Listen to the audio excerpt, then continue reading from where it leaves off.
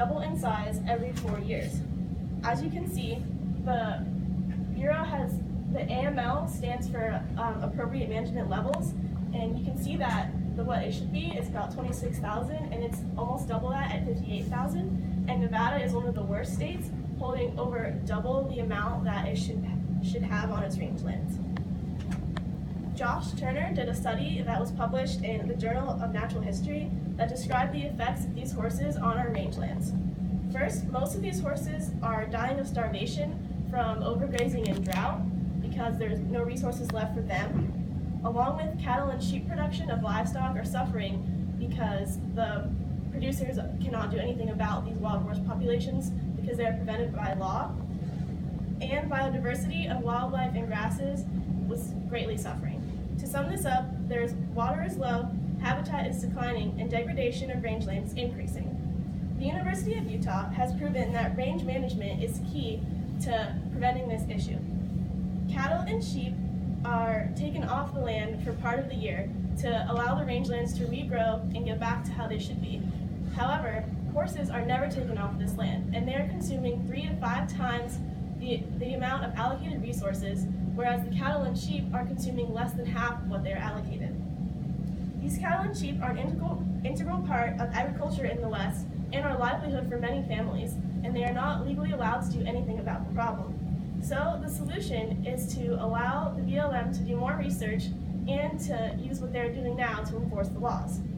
Currently, they perform roundups of the horses with helicopters, which many groups, such as Saving America's Mustangs, think it's very inhumane, but it's really just a more efficient, faster way to round up these horses than having many men on horseback to round them up. It takes one person, one helicopter, and it's much faster. And the energy level of these horses is taken into account before it is done, and they're open to public viewing to prove that the horses are not harmed in any way during these roundups. Also, many groups think that once the horses are rounded up, they are taken straight to slaughter, which is completely against the law and never happens. They are initially taken to holding pens where they have adequate food, water, and space to move around, and although they're small, they're only here for a short amount of time.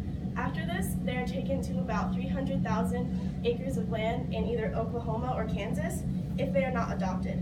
However, this 300,000 acres sounds like a lot, but with the amount of horses that we have and how it's increasing so quickly, this area will soon be filled and we will be right back to where we started.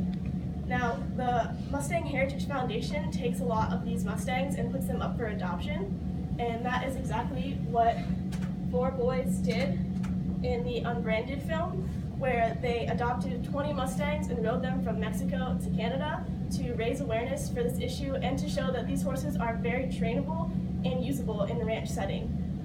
But I know that not all of us can just go adopt a Mustang because that's a bit of a responsibility. So we need to, another great thing that is being done is research for fertility control of these Mustangs, but it is not yet legal because it has not been passed by the advisory board of the Bureau of Land Management. But in the Journal of Wildlife Management, there was a study done that showed that if you gave a horse the specific shot that was invented, they would be infertile for about 1 to 2 years.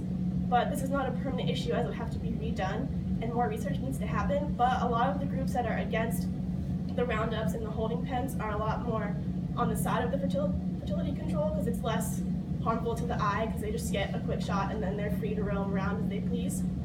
But I hope today that I have explained to you the problem and why and how we should be solving it. There are many consequences, such as the horses in burrows dying from starvation and dehydration, along with biodiversity suffering and the cattle and sheep production suffering. I have made a petition that is on this link right here, and if you would go and sign it, I will be sending it to the advisory board of the Bureau of Land Management that is actually meeting next week to discuss allowing more research and passing the laws of the fertility control that have been in constant research. I hope that you all understand the importance of this issue and will sign my petition. Are there any questions? Did you send the link somewhere? I can send it in the problem solving form. I did not yet. What's the difference between a horse and a burro?